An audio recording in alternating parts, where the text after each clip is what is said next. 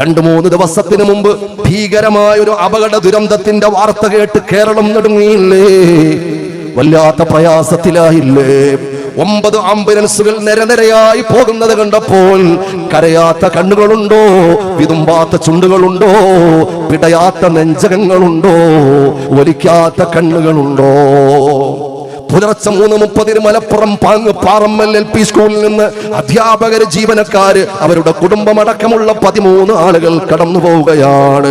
പെരിന്തൽമണ്ണയിൽ നിന്ന് വാടകയ്ക്കെടുത്ത ടെമ്പോ ട്രാവലറിൽ കടന്നു പോവുകയാണ്. തമിഴ്നാട്ടിലെ കോയമ്പത്തൂർ ജില്ലയിലെ 40 ഹെയർ പിന്ന് വളവുകളുള്ള വാൽപ്പാറ എന്ന് പറയുന്ന സ്ഥലത്തേക്ക് ലക്ഷ്യം വെച്ച് പോവുകയാണ്.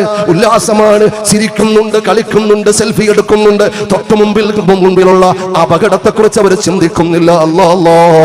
فإذا جاء أجلهم لا يستأخرون ساعة ولا يستقدمون. ഒരു മൈക്രോ സെക്കൻഡ് അല്ലാഹുവിന്റെ നിശ്ചയത്തിൽ നിന്നും ഒരിക്കലും പിന്മാറുന്നതല്ല, ഒരു മാറ്റവും ഉണ്ടാകുന്നതല്ല.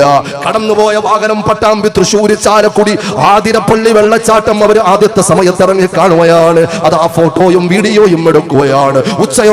ഉച്ചയോടെ കേരളത്തിന്റെ ബോർഡറാകുന്ന സ്ഥലത്ത് നിന്ന്, മലക്കപ്പാറ എന്ന സ്ഥലത്ത് നിന്ന് തമിഴ്നാട്ടിലേക്ക് കടക്കുകയാണ്. വൈകുന്നേരം 4 മണിയോടെ പൊള്ളാച്ചി വാൽപ്പാറയിലേക്ക് കടന്നു പോവുകയാണ്.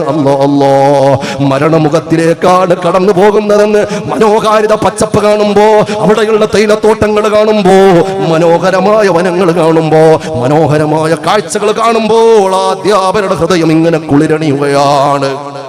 തൊട്ടു മുമ്പിൽ അസ്രായിലാണെന്ന് ചിന്തിക്കുന്നില്ല.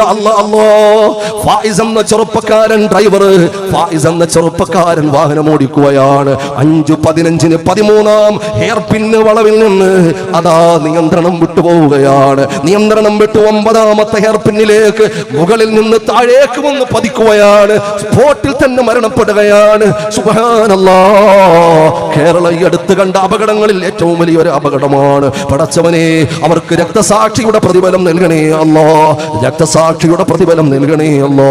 അവരുടെ ഖബർ വിശാലമാക്കണേ അല്ലാ. കുടുംബത്തിന് സമാധാനം കൊടുക്കണേ അല്ലാ. അവരെ പഠിപ്പിച്ച മക്കൾക്കും സമാധാനവും സഹനവും കൊടുക്കണേ അല്ലാ.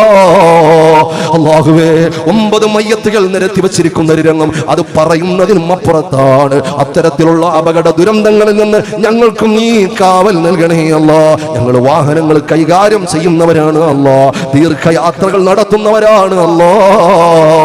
പടച്ചവനെ, ഞങ്ങളെ നീ കാക്കണേ അല്ലാ.